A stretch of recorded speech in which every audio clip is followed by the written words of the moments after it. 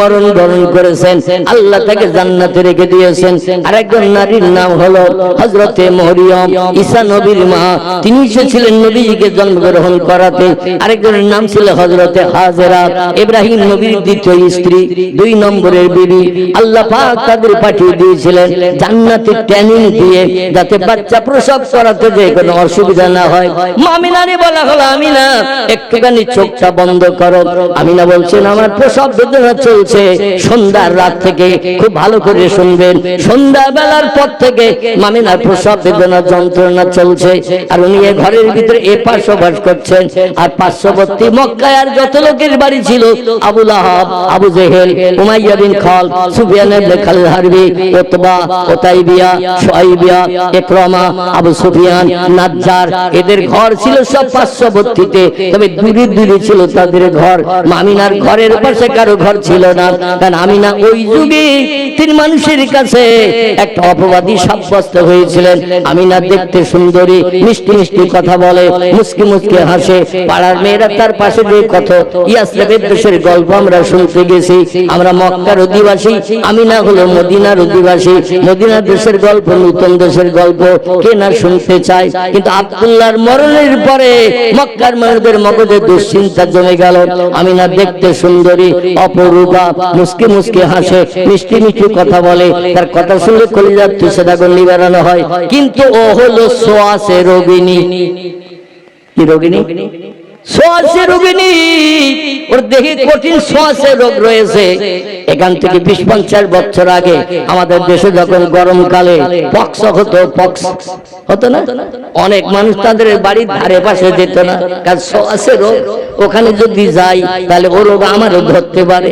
অনেক বাড়িতে যদি ডায়রিয়া, কলেরা হয়, ও বাড়ির ধারে পাশে লোকজন যেত না, কারণ ডায়রিয়া, কলেরা রোগটা খুব কঠিন রোগ।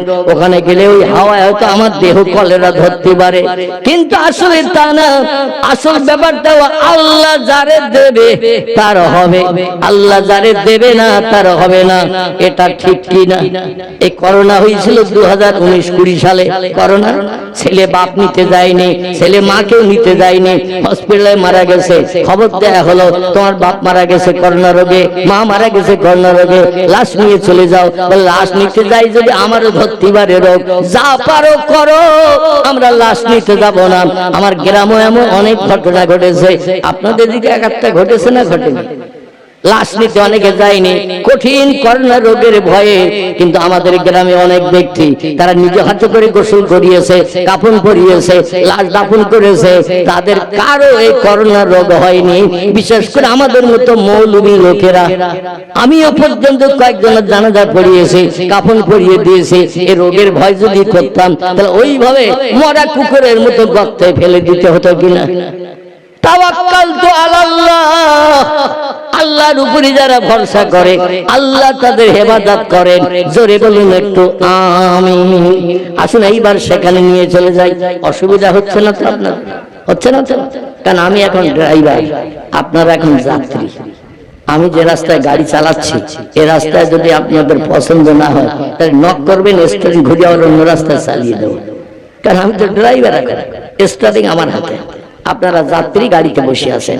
এখন ওই যে রাস্তায় গাড়ি চলছে এই রাস্তা যদি আপনাদের ভালো না লাগে, পছন্দ না হয়, তাহলে একটু নক করে দেবেন, আবার একটু স্টারিং ঘুরিয়ে অন্য রাস্তায় চালাবো। ঠিক আছে তো নাকি? আসলে একটু নবীর মহব্বতে একটু প্রাণ ভরে দরুদ শরীফ পাঠ করে নেই। এখন একটাবারও দরুদ শরীফ পড়া হয়েছে? হয়নি। আপনারা ছিলেন না বলি এত সময় একটু জমি চড়ছিলাম, ট্রাক্টর দিচ্ছিলাম, যাতে কিছু মানুষের আনাগোনা হয়। আলহামদুলিল্লাহ কিছু মানুষ আপনারা এসেছেন। মজলিসটা এবার তো একটু চোখে দেখার মতো হয়ে গেছে। আর হুজুর যেই চলে গেলে মজলিস একেবারে ফাঁকা বললো। অত 3 থেকে 4 জন বসেছিল। ঠিক বললাম? ভুল বললাম? 3 থেকে 4 জন বসছিল। আসলে একটু পয়গম্বরের শানে আল্লাহর রহমত পাওয়ার উদ্দেশ্যে আমরা একটু নবীর মহব্বতে দরুদ শরীফ পাঠ করে নেই। যে নবীর জন্ম বৃত্তান্তের কথা আলোচনা করছিলাম, আমি শেষের দিকে যেখানে নিয়ে যাওয়ার চিন্তা নিয়েছিলাম সেখানে আপনাদের নিয়ে যাব ইনশাআল্লাহ। গাড়িটা ওই পর্যন্ত নিয়ে পৌঁছাবো। একটু উচ্চ রবে প্রাণ ভরে মহব্বতে নবীর শানে দরুদ শরীফ পড়ে নেন। আল্লাহুম্মা সাল্লি আলা সাইয়্যিদিনা মাওলানা মুহাম্মদ ওয়া আলা আলিহি মাওলানা মুহাম্মদ। ইউসুফকে দেখে জুলাইখা পাগল, ইউসুফকে দেখে জুলাইখা পাগল, রাসূলকে দেখে খাদিজা সেই আশেকে মুসলিম পাগল। দরুদ পড়ো মুস্তাফা আল্লাহুম্মা সাল্লি আলা, প্রাণ খুলে গলা ছেড়ে বলে, মাওলানা মুহাম্মদ ওয়া আলা আলি সাইয়্যিদিনা মাওলানা।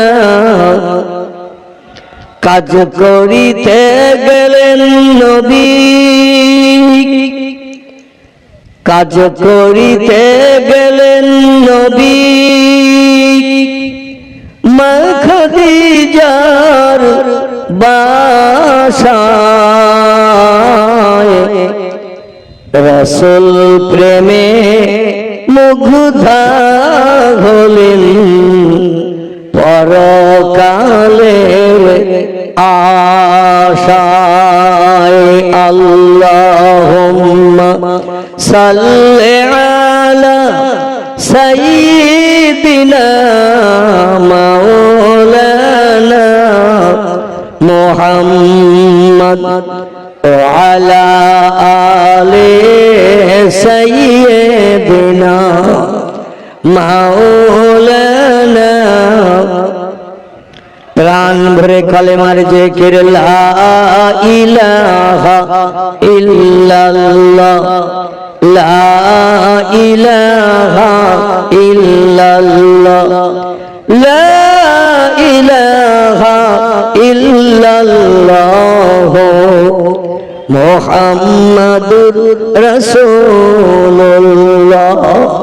কাক ডাকে কাকা রবে, কাক ডাকে কাকা রবে, কোকিলের স্বর মধুর লাগে, ডাকে সেই গ্রীষ্মের হাওয়ায়।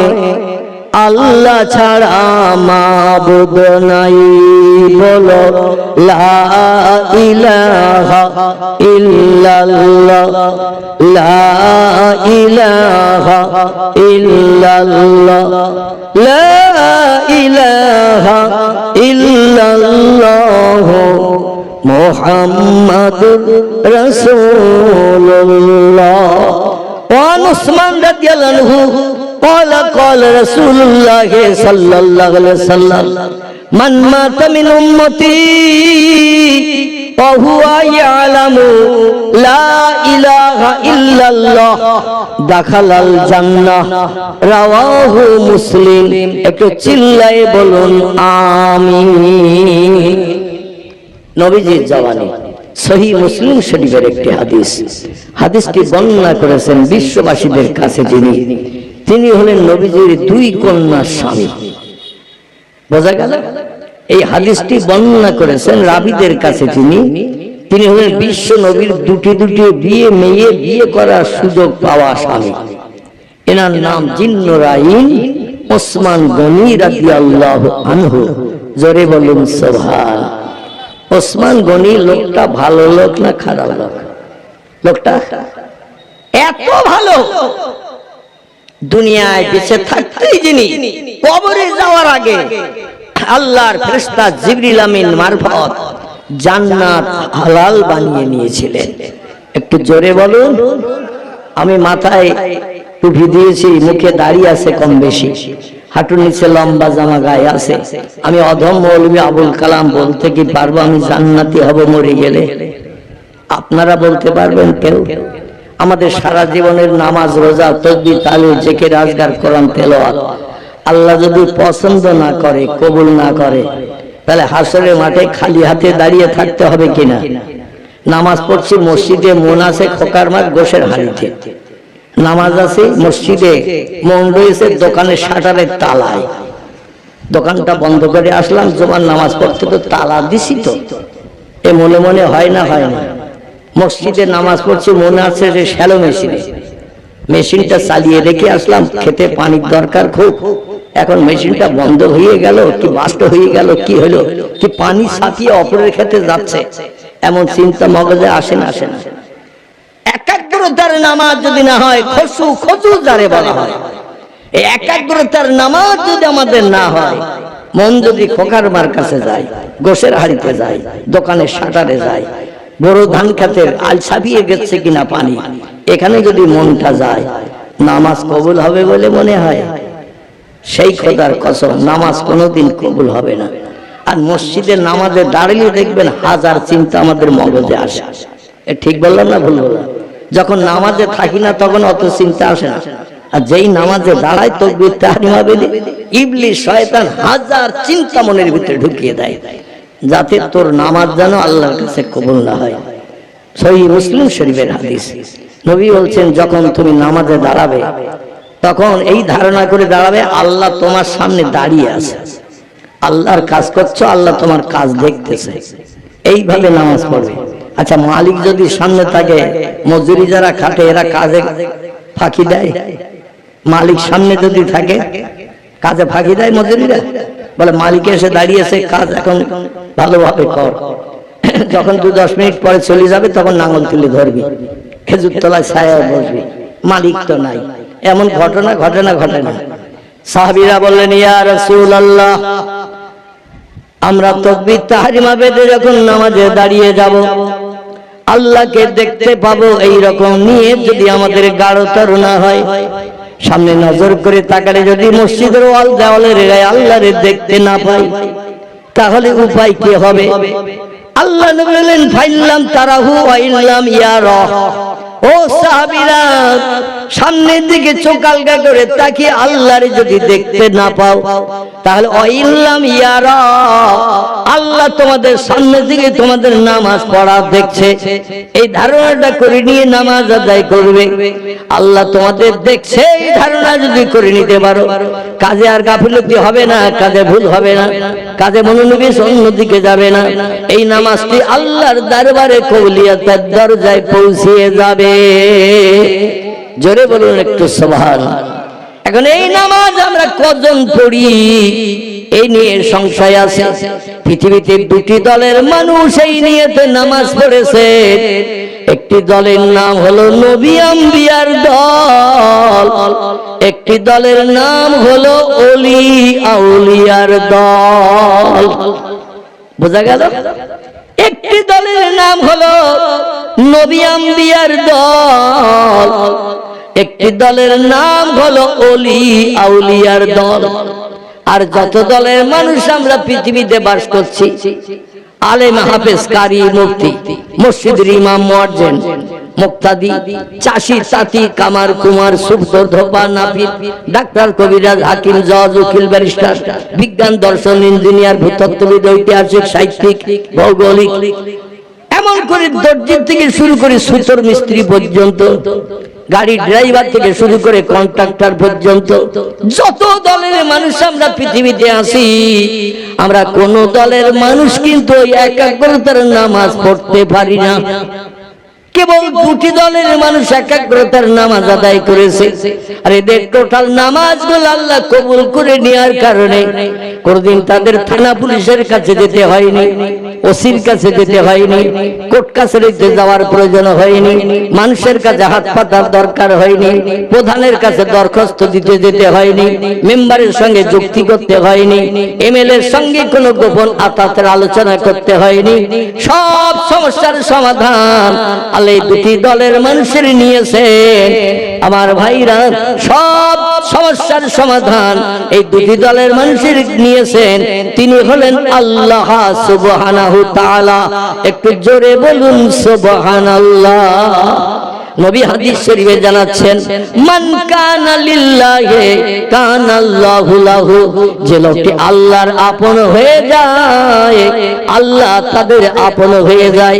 অকুল্লা শাইইন ইয়ানফাউন নাস। আর পৃথিবীতে যত সৃষ্টি চোখে দেখতে পাও, যত সৃষ্টি চোখে দেখতে পাও না, বাঘ, ভাল্লুক, হাতি, সিংহ, গন্ডার, ইঁদুর, কুকুর, বিড়াল, সাপ, বিচ্ছু, ব্যাঙ, মাছি, মশা, পিপিলিকা, কীট পতঙ্গ, জীবজন্তু, সাগরের জলস্থির, কামট, কুমির, তিমি মাছ থেকে শুরু করে যত বড় নামি দামি জীবজন্তু সাগরে বাস করে, ডাঙায় যত সৃষ্টি বাস করে, হিংস্র জন্তু থেকে শুরু করে গুঁড়ো মশা পর্যন্ত, এরা বান্দার সঙ্গে দুর্ব্যবহার করে না। বান্দা যখন যেটা চায় সেটা বান্দাকে দিয়ে মুখে হাসি ফুটায়। আল্লাহ কোরআনে সূরা বাকারায় তত্ত্ব করে বলছেন, বিসমিল্লাহির রহমানির রহিম, হুয়াল্লাযী খালাকা লাকুম মা ফিল আরদি জামিআ। অসুবিধা হচ্ছে না তো আপনাদের? আল্লাহ বলছেন, হুয়াল্লাযী খালাকা লাকুম। ও মানুষ, যা কিছু পৃথিবীতে চোখে দেখতে পাও, যা কিছু চোখে দেখতে পাও না, সব বানিয়েছি কেবল তোমাদের উপকারের জন্য। লাকুম লাকুম লাকুম, লাকুম শব্দের বাংলা অর্থ হলো মানুষ, তোমাদের উপকারের জন্য। বাঘ বানিয়েছি, ভাল্লুক বানিয়েছি, হাতি বানিয়েছি, গন্ডার বানিয়েছি, জলস্থি বানিয়েছি, কামট, কুমির, তিমি মাছ থেকে শুরু করে নামি দামি বড় জীবজন্তু যা কিছু দেখছো সব বানিয়েছি তোমাদের উপকারের জন্য। যদি তোমরা আমার হও, আমি আল্লাহ তোমাদের হয়ে যাব।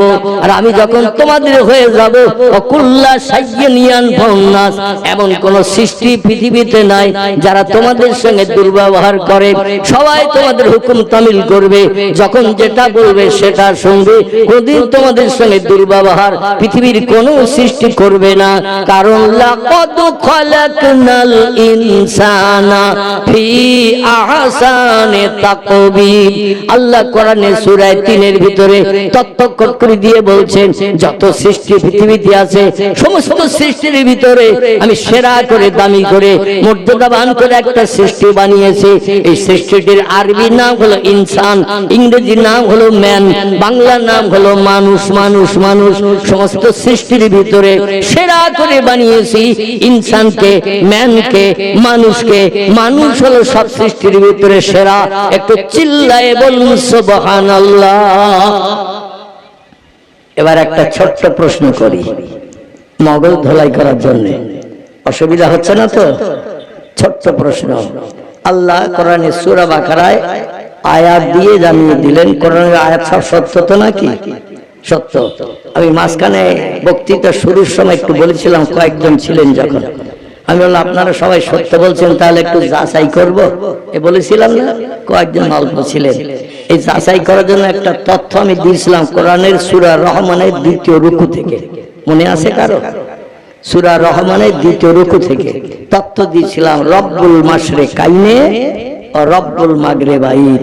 আল্লাহ বলছেন, আমি পৃথিবীতে 2টি পূর্ব দিকের প্রভু, আমি পৃথিবীতে 2টি পশ্চিম দিকের প্রভু।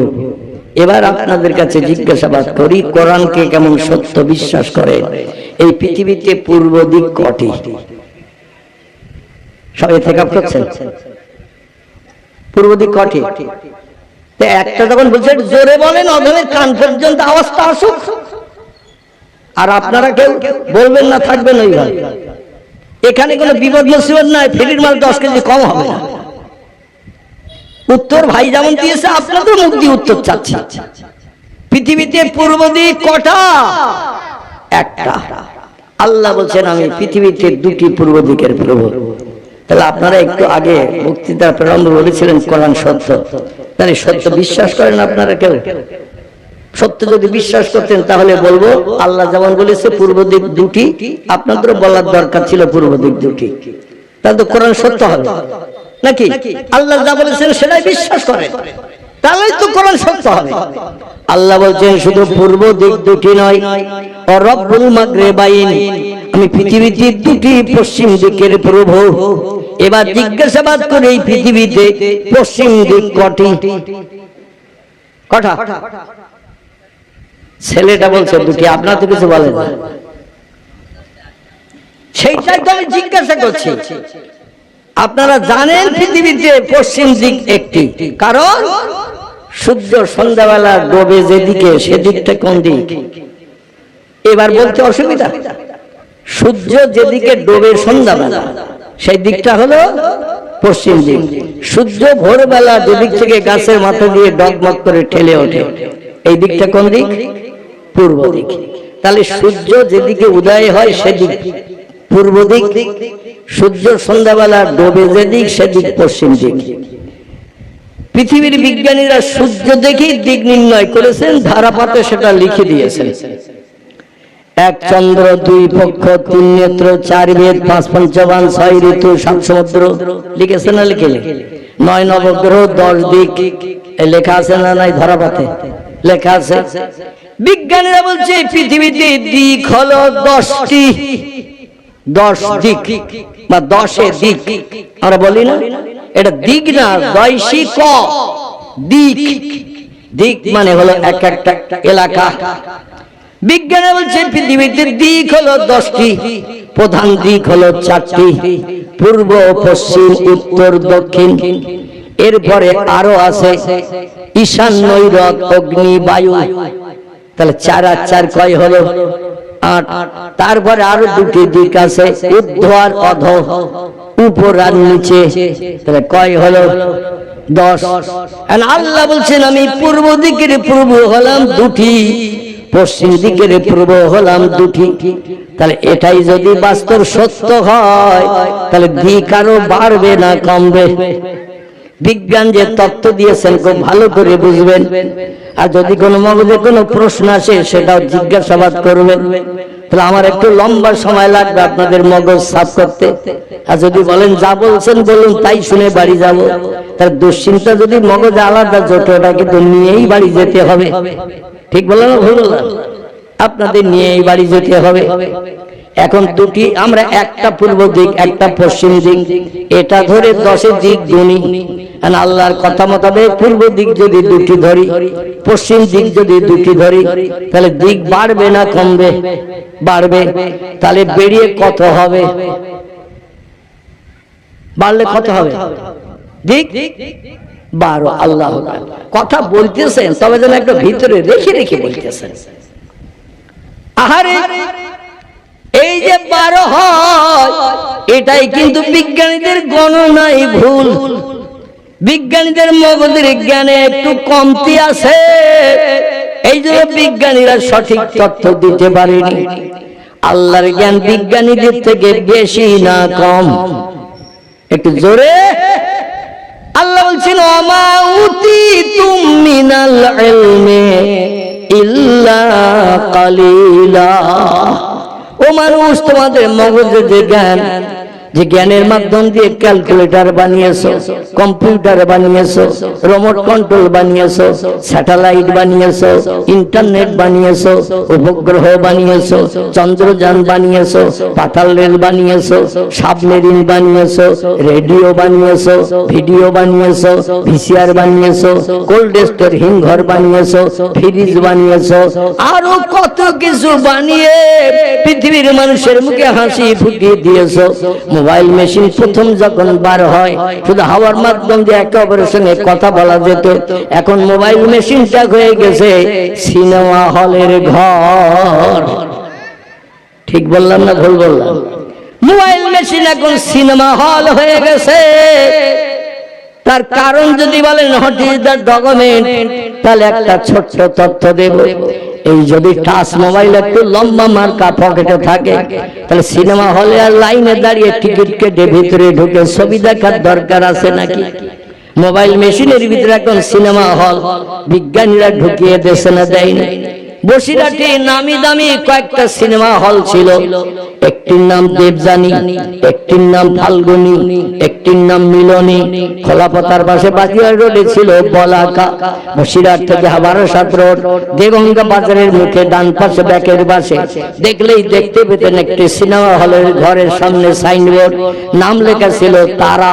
এখন যে আর একটাও দেখতে পাবেন না। হলের মালিকেরা সব মজুরিদের ভালো মন্দ খাইয়ে হাতুড়ি তুলি দিয়ে বলছে, যত পারিস তাড়াতাড়ি করে গুড়ুম গুড়ুম করে অ্যাকশন চালা। যত সিনেমা হল ছিল মালিকেরাই বানিয়েছিল ব্যবসার জন্য। এখন মালিকেরাই মজুরি ধরে ভালো মন্দ খাইয়ে পেট তাজা করে বড় বড় হাতে দিয়ে বলছে গুড়ুম গাড়াম অ্যাকশন চালা। বলে আপনি কি পাগল হয়ে গেছেন নাকি? বলে আমি পাগল হইনি, তোরাই এখন পাগল। আমি যেটা বলছি সেটা কর। বলে কারণ?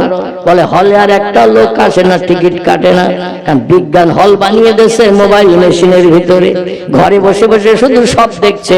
এখন হলে একটা লোক আসে না, সিনেমা দেখে না। এত জায়গা এত বিল্ডিং বানালাম কোটি কোটি টাকা দিয়ে, একটা পয়সা আয় হয় না। ভেঙে চুরমার করে জায়গা ক্লিয়ার কর, এখানে নতুন করে আবার ব্যবসা চালু করব। ফাল্গুনিতে ব্যবসা চালু হয়ে গেছে আলাদা, দেবযানীতে ব্যবসা চালু হয়ে গেছে আলাদা। আমার ভাইরা বলাকা সিনেমা হলে ব্যবসা চালু হয়েছে আলাদা, তারা নামক সিনেমা হলে ব্যবসা চালু হয়েছে আলাদা। আপনাদের দেখবেন এই ঘটকপুকুরের কাছে সিনেমা হল ছিল না? ছিল না? ঘটকপুকুর খালের ওপারে ছিল না? ছিল না? আমার নামও ছিল ভালো নাম পাকিজা, নাম ছিল ভালো নাম নূরমহল। ঠিক বলছি না ভুল বলছি? রাস্তা দিয়ে যাওয়ার পথে নামগুলো দেখতে পেতাম, কিন্তু এখন আর সেই নামগুলো দেখতে পাওয়া যায় না। সব মালিকেরা ভেঙে চুরমার করে দিয়েছে, কারণ মানুষ এখন আর ওখানে উলঙ্গ নারীর ফটো দেখতে যাচ্ছে না। বিজ্ঞান এই ফটো দেখা বন্ধ করে দিয়েছে। তাহলে বিজ্ঞানীদের মগজে মাল আছে না নাই? এত কিছু মাল থাকা সত্ত্বেও আল্লাহ বলেন, ও বিজ্ঞানীরা, তোমাদের মগজে যে জ্ঞান, যে জ্ঞানের মাধ্যম দিয়ে মানুষের মুখে হাসি ফুটিয়েছে, তবে শোনো, তোমাদের জ্ঞানটা কিন্তু অসীম জ্ঞান নয়। অমা উতীতুম মিনাল ইলমি, যে জ্ঞান তোমাদের মগজে দিয়েছি রিসার্চ করে গবেষণা করে হাজারো যন্ত্র মেশিন বানানোর জন্য, এই জ্ঞান কিন্তু শেষ নয়। তোমাদের থেকে আরেকজন ব্যক্তির জ্ঞান বেশি আছে, তিনি হলেন আল্লাহ সুবহানাহু ওয়া তাআলা। জোরে বলেন সুবহানাল্লাহ। তোমাদের জ্ঞান হলো আমি আল্লাহ, আমার জ্ঞানের কাছে সামান্যতম একটুখানি জ্ঞান আমি তোমাদের মগজে দিয়েছি, তাই ভাঙিয়ে চুরিয়ে তোমরা অনেক কিছু বানিয়েছো। আমি আল্লাহ এমন একজন জ্ঞানী, তোমাদের মতো অত সময় লাগে না আমার কোনো কিছু করতে, কোনো কিছু বলতে, কোনো কিছু সিদ্ধান্ত নিতে। ইন্নামা আমরুহু ইযা আরাদা শাইআন আইয়াকুলা লাহু কুন ফায়াকুন। জোরে বলুন একটু আল্লাহু আকবার। আল্লাহ বলছেন, শোনো, নামি দামি অ্যাটম বোমা বানিয়েছো, হাইড্রোজেন বোমা বানিয়েছো, রাসায়নিক জৈব বোমা বানিয়েছো, সাবমেরিন বানিয়েছো, সাগরের পানির তলা দিয়ে যুদ্ধ জাহাজ চালিয়ে দিয়ে জায়গায় যে ফুস করে তুলে দেবে, ওখান থেকে আবার বোমা নিক্ষেপ করে পানির তলা দিয়ে চলে আসবে, 71% ক্ষতি করতে পারবে না। এই সাবমেরিন যন্ত্র যুদ্ধ জাহাজ বিজ্ঞানীরা বানিয়েছে। আল্লাহ বলছেন, তাই বলে মনে করিও না আমার উপরে তোমরা চলে গেছো। ও বিজ্ঞানীরা শোনো, আমরা যেটা করতে না পারি সবার আগে সেটা করতে পারেন কে? আমরা যে জিনিসটা দেখতে না পাই সবার আগে সেটা দেখতে পান কে? আমরা যে কথা শুনতে না পাই সেটা সবার আগে শুনতে পান কে? একটু জোরে বলেন। তিনি হলেন আল্লাহ সুবহানাহু ওয়া তাআলা। তিনি বলছেন, শোনো, আমি যখন কোনো কিছু বানানোর চিন্তা ভাবনা করি, কোনো কিছু তৈরি করার চিন্তা ভাবনা করি, একটা টেবিল বানাতে গেলেও 2-1 ঘন্টা লাগবে, একটা বাস তৈরি করতে গেলেও 2-4 মাস লাগবে, একটা যদি চেয়ার বানাতে যাও অন্তত 2-1 দিন সময় লাগবে। আমি আল্লাহ, আমার ওই রকম সময় লাগে না। আমি যখন শুধু বলি কুন ভাইয়া কোন সঙ্গে সঙ্গে সেটা হয়ে যায়। 1 সেকেন্ডের জায়গায় 2 সেকেন্ড সময়। কোনো কিছু বানাতে আমার অতীতে লাগেনি, বর্তমানে লাগছে না, ভবিষ্যতেও লাগবে না। আর এই ধারণাও যেন তোমরা করিও না আমি পৃথিবী বানিয়েছি বলে সলিমউদ্দিন চাচা, আব্দুল করিম দাদা, মনোরঞ্জন কাকার থেকে আমি আল্লাহ বুড়ো হয়ে গেছি, আমার শক্তি ক্ষমতা কম হয়ে গেছে, এমন ধারণা যেন কোনোদিন করিও না। আল্লাহু হাইয়ুল কাইয়্যুম, আমি অতীতে যেমন ছিলাম বর্তমানে তেমন আছি, ভবিষ্যতেও তেমন থাকবো। আল্লাহু লা ইয়ামুত, সব সৃষ্টির মরণ হবে। কুল্লু নাফসিন যায়িকাতুল মাউত, প্রত্যেকটি সৃষ্টির মরণের আশ্বাস চাকানো হবে। মরণের হাত থেকে কেউ নিষ্কৃতি পাবে না, কেউ বেঁচে থাকতে পারবে না, সবাইকে মরণ বরণ করতে হবে। কিন্তু আল্লাহু লা ইয়ামুত, আমি আল্লাহ আমার মরণ কোনোদিনও হবে না। অতীতে ছিলাম, বর্তমানে আছি, ভবিষ্যতেও থাকবো। আর আমার শক্তি পাওয়ার ক্ষমতা বয় বৃদ্ধ হওয়ার কারণে কম হয়ে গেছে, এটাও যেন ধারণা করিও না। আমি সব সময় চিরন্তন চিরঞ্জীবী, আমার শক্তি ক্ষমতা একই পাওয়ারে আছে এবং থাকবে। জোরে বলুন একটু সুবহানাল্লাহ, নারে তাকবীর। আমার শক্তি আগে যেমন ছিল এখনো তেমন আছে, ভবিষ্যতেও তেমন থাকবে। এখন যদি বলেন হুজুর আল্লাহ এই তত্ত্বগুলো কোরআনে দিয়েছেন, তার কোনো বাস্তব প্রমাণ আছে? কোন মানুষ এমন তো প্রশ্ন করতেও পারে যে আল্লাহ আগে যেমন ক্ষমতাবান ছিলেন, বয়স বুড়ো হওয়ার পরও আল্লাহ তেমন ক্ষমতাবান আছেন। আল্লাহ এই তত্ত্বটা কি কোরআনে প্রমাণ করে দেখিয়েছেন? তাহলে আমরা তো নিশ্চিন্ত মনে হতে পারতাম, দুশ্চিন্তা মুক্ত হতে পারতাম। আল্লাহ কোরআনে তত্ত্ব কট করে দিয়ে বলছেন, বিসমিল্লাহির রহমানির রহিম, তুলিজুল লাইলা ফিন নাহারে ওয়া তুলিজুন নাহারা ফিল লাইল ওয়া তুখরিজুল হাইয়া মিনাল মাইয়িতি ওয়া তুখরিজুল মাইয়িতা মিনাল হাইয়্যি ওয়া তারযুকু মান তাশাউ বিগাইরি হিসাব। জোরে বলুন একটু আল্লাহু আকবার। আল্লাহ বলছেন আমার ক্ষমতা আগের মতো আছে না কম হয়ে গেছে? তোমাদের মতো বুড়ো হয়ে গেছে কিনা? আমি কোরআনে শুধু তত্ত্ব পরিবেশন করি নাই, যত তত্ত্ব দিয়েছি বাস্তবে সব তত্ত্বগুলো প্রমাণ করে দেখিয়েছি, যাতে তোমাদের কোনো সংশয় বা সন্দেহ কিঞ্চিত পরিমাণ মগজে না জমে। জোরে বলুন সুবহানাল্লাহ। শোনো মানুষ, তোমরা বর্তমান প্রযুক্তির যুগে, একবিংশ শতাব্দীর যুগে অনেক কিছু বানিয়ে তোমরা এখন মাথা উঁচু করে দাঁড়িয়েছ। আমাদের মতো ক্ষমতা শক্তি আর কারো নাই। তাহলে আমি গোটা 3 জিনিসের তথ্য তোমাদের কাছে দিলাম আর সময় দিলাম। এজা তুলিয়ে শামসে মাগরিবেহা, যতদিন পশ্চিম দিকে সূর্য না উঠবে, ও গুরুবে শামসে মাশরিকিহা, পূর্ব দিকে সূর্য যতদিন না ডুবতে যাবে ততদিন পর্যন্ত আমি তোমাদের সময় দিলাম। আমার ক্ষমতা বেশি না তোমাদের ক্ষমতা বেশি? এক একটা বোমা বাস্ট করে এক একটা দেশ তোমরা ধূলিসাৎ করে দিতে পারো বলে এই ধারণা যেন করিও না। আমি তোমাদের থেকে নরমালিটিতে পৌঁছে গেছি, আমার ক্ষমতা এখন তোমাদের থেকে হ্রাস হয়ে গেছে, এই চিন্তা করিও না। কারণ আমার ক্ষমতার সঙ্গে একটু পাল্লা দিয়ে দেখো, তবে 2 মাস সময় দিচ্ছি না, 6 মাস সময় দিচ্ছি না, 1 বছর দিচ্ছি না, 10 বছর দিচ্ছি না, 20 বছর দিচ্ছি না। আমি ওই দিন পর্যন্ত সময় দিলাম। আমার ক্ষমতার সঙ্গে তোমরা সামঞ্জস্য হতে পারো কিনা, 50-50 অর্ধেক অর্ধেক হতে পারো কিনা, কিংবা আমার উপরে তোমরা ক্ষমতাবান এটাও প্রমাণ দেখাতে পারো কিনা। সময় দিলাম যতদিন পর্যন্ত পশ্চিম দিকে ভোরবেলা গাছের মাথার উপর দিয়ে ডগমগ করে সূর্য উঠবে আর ওই সূর্য ডুবতে যাবে পূর্ব দিকে সন্ধ্যাবেলা, ততদিন পর্যন্ত সময় দিলাম। আমার সঙ্গে একটু তোমরা পাল্লা দিয়ে চেষ্টা করে দেখো আমার থেকে ক্ষমতা তোমাদের ঊর্ধ্বে না আমাদের থেকে নরমাল। জোরে বলুন একটু আমিন, একটু জোরে বলুন আমিন। আল্লাহ বলছেন একটি ক্ষমতার কথা, তুলিজুল লাইলা ফিন নাহার ওয়া তুলিজুন নাহারা ফিল লাইল, আমি রাতের বেলা দিন করি আর দিনের বেলা রাত করি। আমি রাতের বেলা দিন করি, দিনের বেলা রাত করি। যদি তোমাদের পাওয়ার ক্ষমতা শক্তি বেশি হয়, যত যন্ত্র মেশিন বোমা টোমা সব আছে, অগ্নি অস্ত্র আছে, একদিন রাত 12টার সময় রাত 11টা দিন 11টা বানিয়ে দাও, রাত 1টার সময় দিন 11টা বানিয়ে দাও, রাত 1টার সময় এমন করে দিন 12টা বানিয়ে দাও, আবার দিন দুপুর বেলা 12টার সময় রাত 1টা বানিয়ে দিয়ে দেখাও। যদি তোমরা পারো তাহলে বুঝবো আমার ক্ষমতা যেমন তোমাদের ক্ষমতাও তেমন। আমরা সমান সমান ক্ষমতা ভাগ করে নেব। তোমাদের ক্ষমতা 50, আমার ক্ষমতা 50। তোমরা যেমন ক্ষমতাবান আমি আল্লাহ তেমন ক্ষমতাবান। সমান সমান হিসাবে মর্যাদা অক্ষুণ্ণ রাখবো। এখন বিজ্ঞানীদের যদি দার্শনিকদের ইঞ্জিনিয়ারদের কিয়ামত পর্যন্ত সময় দেন, রাত 12টার সময় দিন 12টা বানাও, রাত 1টার সময় দিন 1টা বানাও, দিন দুপুরবেলা 12:30টার সময় রাত 12:30টা বানাও।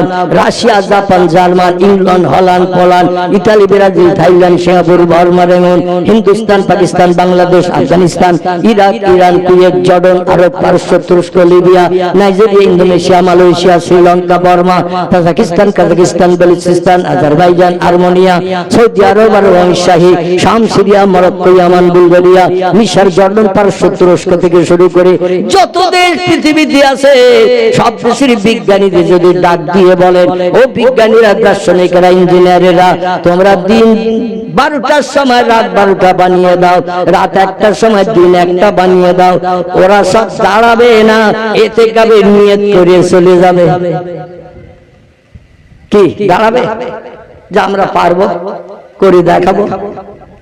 এটা করার জন্য ওরা দাঁড়াবে না, এতে কাবে নিয়ত করে উত্তর না দিয়ে চলে যাবে, চলে যাবে। আল্লাহ বলেন, আমার থেকে ক্ষমতা শক্তি বেশি না, তোমাদের ক্ষমতা শক্তি আমার থেকে সামান্য কম, একটু প্রমাণ করে দেখাও। আমি আল্লাহ অতুখরিজুল হাইয়া মিনাল মাইয়িতে অতুখরিজুল মাইয়িতা মিনাল হাইয়্যি। আমি মরাকে জিন্দা করি কোন শব্দের মাধ্যম দিয়ে, আর জিন্দাকে এক মুহূর্তে কোন বলে মারি। ইনজেকশন দিতে হয় না, নাক টিপে ধরতে হয় না, গলা টিপে শ্বাসরোধ করতে হয় না, শুধু আমি বলি কোন ভাইয়া কোন, সঙ্গে সঙ্গে সেটা হয়ে যায়। পৃথিবীতে তোমরা একটু প্রমাণ করে আমার মতো দেখাও। আমি মরারে জিন্দা করি 1 সেকেন্ডে, আবার জিন্দারে মারিও 1 সেকেন্ডে। এটা একটু যদি তোমরা করে দেখাও তাহলে আমার সঙ্গে ক্ষমতা তোমাদের 50-50। পৃথিবীর বিজ্ঞান, দার্শনিক, ইঞ্জিনিয়ার, ডাক্তার, মাস্টার, ভূতত্ত্ববিদদের যদি ডেকে বলা হয়, কেউ কি এই দায়িত্ব নেবে? বাবাজি নেবে? মানুষ এ দায়িত্ব কেউ নেবে না। আল্লাহ বলছেন শুধু তাই নয়, ওই আয়াতে আরেকটা তত্ত্ব দিলাম তোমাদের একটু ভেবে দেখার জন্য। তত্ত্বটা হলো ওয়াতারযুকু মান তাশাউ বেগাইরি হিসাব। জোরে বলুন একটু সুবহানাল্লাহ। পৃথিবীতে যত সৃষ্টি আছে, বিজ্ঞানীরা বর্তমানে রিসার্চ করে, গবেষণা করে, দূরবীক্ষণ যন্ত্র দিয়ে তথ্য দিয়েছে, পৃথিবীতে সৃষ্টির সংখ্যা বাড়তে বাড়তে 1.5 লক্ষ ছাড়িয়ে গেছে। কতটা? বিজ্ঞানী বলছে 1.5 লক্ষ ছাড়িয়ে গেছে সৃষ্টির সংখ্যা। আল্লাহ পৃথিবীর সৌন্দর্য শ্রীবৃদ্ধির জন্য তফসিরে রুহুল বায়ান, তফসিরে মাওজুহুল কোরআন, তফসিরে বায়ানুল কোরআন, তফসিরে বাইজাবি, তফসিরে কাশফ, তফসিরে দিলালুল কোরআন, তফসিরে মারিফুল কোরআন, তফসিরে ইবনে কাসিম, এতগুলো কোরআনের তফসিরের ভিতরে লেখকেরা লিপিবদ্ধ করেছেন এই পৃথিবীর দৃশ্য খুব সুন্দর দেখানোর জন্য আল্লাহ সৃষ্টি পাঠিয়েছিলেন অতীতে মাত্র 18,000। কত বললাম? সব তফসির কারকেরা একই তথ্য দিয়েছেন, তাই আমি আপনাদের কাছে বললাম 18,000 সৃষ্টি আল্লাহ বানিয়ে এই পৃথিবী দিয়ে পাঠিয়েছিলেন। পৃথিবীর চেহারা সৌন্দর্য দেখতে যাতে সুন্দর হয়, গাছপালা, বাঘ, ভাল্লুক থেকে শুরু করে সাগর, পাহাড়, পর্বত ইত্যাদি যা কিছু আল্লাহ বানিয়েছিলেন সৃষ্টি এই পৃথিবীতে 18,000। তার থেকে বাড়তে বাড়তে বাড়তে বাড়তে মানে হাইব্রিড প্রোডাকশন বাড়তে বাড়তে এখন 1.5 লক্ষ ছাড়িয়ে গেছে সৃষ্টির সংখ্যা। এই টোটাল সৃষ্টিদের প্রতিদিন রিজিক খাবার দেন কে? বিজ্ঞান দেয় না? দেয় না? ইঞ্জিনিয়ার দেয় না? ডাক্তার দেয় না? মাস্টার দেয় না? সরকার দেয় না? মেম্বার প্রধান এমএলএরা দেয় না, যারা জনগণের নেতৃত্ব করে। আল্লাহ বলছে ওমা মিন দাব্বাতিন ফিল আরদে ইল্লা আলাল্লাহি রিজকুহা। একটু চিল্লাই বলুন আল্লাহু আকবার। আল্লাহ বলছেন যত সৃষ্টির চোখে দেখো, যত সৃষ্টির চোখে দেখতে পাও না, এই পৃথিবীতে সাগরের পানির তলায় সৃষ্টি বেশি না ডাঙায় বাস করে যারা মাটির উপরে, এদের সংখ্যা বেশি? সাগরে যারা বাস করে এদের সংখ্যা বেশি না ডাঙায় মাটিতে যারা বাস করে এদের সংখ্যা বেশি? কথা বলে ঘুমিয়ে পড়েছে? আসলে রাত 12টা তো বাজতে যাচ্ছে, ঘুম টোল হলো ভাবতে এমনি লাগে, যার কারণে আপনারা কথা বলছেন না। আমি অধম, মাঝে মাঝে আপনাদের কাছ থেকে একটু জোর জবরদস্তি করে উত্তরটা নিতে চাইছি, যাতে মগজটা সাফ হয়, আল্লাহর ঈমানটা পাকাপোক্ত হয়। জোরে বলুন একটু সুবহানাল্লাহ। এই পৃথিবীতে যত সৃষ্টি আছে এই সৃষ্টির রিজিক পরিবেশন করেন কে? আল্লাহ বলেছে ইল্লা আলাল্লাহি রিজকুহা। আমি আল্লাহ আমার রিজিকের উপরে সব সৃষ্টি নির্ভর করে। পৃথিবীর কোন মানুষ সৃষ্টির খাবার জোগান দেয় না। কথাটা সত্য না মিথ্যা? যদি বলেন মিথ্যা তাহলে বলবো মশার খাবার একদিনের জন্য দাও। মশার খাবার দিতে পারবে? আপনি বাটিতে করে রক্ত, মশা কি খায়? বেলার রক্ত খায় তো নাকি? ওরা গরু ছাগল এইভাবে যত জীবজন্তু আছে মানুষ থেকে শুরু করে সবার গায়ে ইনজেকশন চালায় নাকি? হেতুড়ে ডাক্তারের মধ্যে ইনজেকশন চালিয়ে ব্লাড কানেকশন করে নিয়ে পাছায় জমা করে, সেটাই ওদের খাবার। এখন এক বাটি রক্ত যদি ইনজেকশনের সুইচের মাধ্যম দিয়ে কারো গাছ থেকে টেনে নিয়ে বাটিতে করে দেন, একটা মশা এসে বসবে খাওয়ার জন্য? বসবে? মশারা বলবে দুনিয়ার পয়জন লাগানো, হাওয়া লাগানো খাবার চলবে না। আমরা হসপিটালে যাই না, নার্সিং হোমে যাই না, ডাক্তার দেখাতে যাই না, পাড়া হেতু ডাক্তারও ডাকি না। এই জন্য দেহের ভিতরে আমরা ইনজেকশন চালাই, বাইরের পয়জানওয়ালা হাওয়া লাগানো মাল আমরা খেতে পছন্দ করি না। আর তোমাদের রোগ বেমারি হয়, তোমরা ডাক্তার দেখাতে যাও, বড় বড় হসপিটালে ট্রিটমেন্ট হতে যাও। আমরা হসপিটালে গেলে তো 2 হাত দিয়ে চড় মারবে আর 13 বড়ি মিক্সার হয়ে যাব। ঠিক না ভুল? কানের পাশে যদি মশারা হু হু করে আওয়াজ করে, আমরা চেষ্টা করি না 2 হাত দিয়ে সবাইঘাত করে ওদের প্রাণ নাশ করার। আর চড় যদি মারি, ও কোন হসপিটালে যা ট্রিটমেন্ট করে সোজা হবে? হবে? এই জন্য মশারে খাবার দিতে পারবে না, বাঘের খাবার দিতে দৈনন্দিন পারবে না, জলস্থি কুমিরের খাবার দিতে পারবে না। এক একটা সৃষ্টির এক এক রকম রিজিক। হরিণের দিকে যদি বলেন খরগোশ ধরে এনেছি জবাই করেছি খা, হরিণ খাবে। ও বলে আমার লাগবে এখন তৃণলতা ঘাস, আমি ও খাই না। এক একটা সৃষ্টির এক এক রকম খাবার। এই দুনিয়ায় কোটি কোটি কোটি কোটি যা সৃষ্টি জিন্দা অবস্থায় বসবাস করছে, সব সৃষ্টির খাবার রিজিক পরিবেশন করে কে? আমাদের বাড়িতে দেখবেন কোন আপনজন আত্মীয় অতিথি যদি অন্তত 50-60 কিলোমিটার দূর থেকে একটা গাড়ি করে আর কোন বাড়িতে যদি অতিথি আপনজন আত্মীয় আসে, এসেছে 11 জন, কজন? 11 জন এসেছে, 6 জন নারী 5 জন পুরুষ, 6 জন মেয়ে ছেলে 5 জন পুরুষ। একটা 4 চাকা গাড়ি করে এসেছে, দূরের কুটুম খুব বেশি আসতে পারে না, তাই সুযোগ করে একদিনের জন্য এসেছে। যে লোকের বাড়ি এসেছে তার সরকারি 2 কামরা ঘর, সরকারি ঘর কামরা করে দিচ্ছে এখন। ও কামরা 2 কামরা। আচ্ছা, ঘরের বারান্দা সরকার দিচ্ছে? সরকার বারান্দাও দিচ্ছে না, শুধু 2 কামরা ঘর ছাদ দিয়ে করে দিচ্ছে। আর নিজের পয়সা দিয়ে একটা বারান্দাও সামনে করলেন, নিজের পয়সা খরচ করে। আর সরকার যা দিয়েছে সেটা দিয়েছে। খুব ভালো করে বুঝবেন একটু তত্ত্বটা, মগজ সাফ হবে ইনশাআল্লাহ। এখন 11 জন কুটুম এসেছে, 2 কামরা ঘর। বাড়ির মানুষেরা চিন্তা ভাবনা করছে, ওরা তো আজকের এই বিকালে এসেছে, রাতে থাকবে, কাল সকালে হয়তো বাড়ি যাবে। দূরের পথ, এত দূরের পথ, রাতে হয়তো বাড়ি যাবে না। থাকলে আমাদের 2 কামরা ঘর আর একটা বারান্দা, আর তো তেমন কিছু নাই। বাড়িতে 4 জন মানুষ, স্বামী স্ত্রী 2 জন, একটা ছেলে একটা মেয়ে। বলে ছেলে মেয়ে দুটোর অন্তত কুটুমদের পাশে একটা বালি দিয়ে শুতে দেব। আর আমরা 2 জন থাকবো কোথায়? একটা ঘর যদি দখল করি, নারী পুরুষ 2টি দল এসেছে 11 জন, ওদের তো এক ঘরে দেওয়া সম্ভব হবে না। বেটা ছেলেদের এক ঘরে দিয়েছেন, মেয়ে ছেলেদের আরেক ঘরে দিয়েছেন, বারান্দায় বাচ্চা কাচ্চাদের শোয়ার জায়গা করেছেন। বাড়িওয়ালারা মনে মনে চিন্তা ভাবনা করলো, একদিন আর ঘরে না থাকলে কি অসুবিধা, অতিথিতে তো বাইরে উঠানে জায়গা দেওয়া যাবে না, মান সম্মান ইজ্জত বাঁচবে না, এর বাইরে থাকতে হয়। একটা ছেঁড়া খেজুর পাতা চ্যাটাই বিছিয়ে বাইরে গোয়াল ঘরের পাশে, ওই পথের পাশে সব, বাড়ির সামনে জায়গা ততটা নাই। আত্মীয়দের রাতের বেলা খাইয়ে দাইয়ে সইয়ে দিয়েছেন। মেয়েরা গেল এক ঘরে, ছেলেরা গেল এক ঘরে, বাচ্চাদের বারান্দায় ঘুমিয়ে পড়লে সইয়ে দিয়েছে। বাড়িওয়ালা বাড়িওয়ালি একটা ছেঁড়া চ্যাটাই ছিল, বিছানা মাদুর সব আত্মীয়দের দিয়ে দিয়েছে, মশারি যা ছিল আত্মীয়দের দিয়ে দিয়েছে। বলে আমরা গোয়াল ঘরের পাশে ওইখানে একটা রাত অন্তত কাটাই, অতিথিদের খারাপ জায়গায় শুতে দেওয়া যাবে না, তাহলে চলে যাবে বদনাম করতে করতে, জীবন আমাদের বাড়ি আর আসবে না, লজ্জায় আমরাও তাদের বাড়ি আর যেতে পারবো না। গোয়াল ঘরের পাশে ছাগল আছে 4টে, গরু আছে 3টে, সেই গোয়াল ঘরের পাশে ফাঁকা রাস্তা পথ যেটি, সেখানে স্বামী স্ত্রী দুইজন চ্যাটা পেতে, বালিশেরও কোনো দরকার হয়নি, যা বালিশ ছিল আত্মীয়দের সব দিয়ে দিয়েছে। এখন ওইখানে শুয়েছেন রাত 12টার পর, লোক কুটুম খাইয়ে দাইয়ে শুয়ে পড়ে বলছে, মশার দল গোয়াল ঘরের আশেপাশে তোরা থাকিস, আর রাতের বেলা ইঞ্জেকশন চালিয়ে উদর পূর্ণ করিস, আমরা এখন এই গোয়াল ঘরের পাশে শুচ্ছি, খবরদার হেলিকপ্টার আওয়াজ যেন আমাদের কানের পাশে দিবি না, হেতু ডাক্তারের মতো ঘুমিয়ে পড়লে আমাদের গায়ে যেন তো ইঞ্জেকশন চালাবি না। মশারা এই কথাটা কতটা মানবে, কতটা শুনবে একটু বলে?